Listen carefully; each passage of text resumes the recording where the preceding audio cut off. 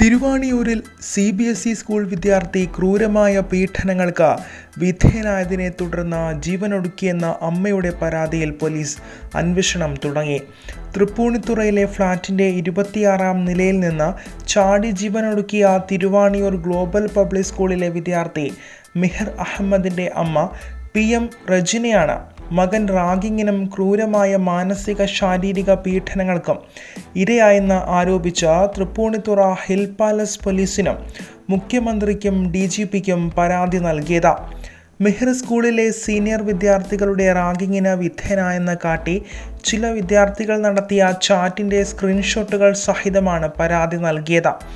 നിലവിൽ അസ്വാഭാവിക മരണത്തിനാണ് കേസെടുത്തതെന്നും കുട്ടിയുടെ മാതാവിൻ്റെ പരാതി ഇതിനൊപ്പം അന്വേഷണം നടത്തുന്നുണ്ടെന്നും പോലീസ് പറഞ്ഞു. കുട്ടിയുടെ പിതാവും പ്രത്യേകം പരാതി നൽകിയിട്ടുണ്ട്.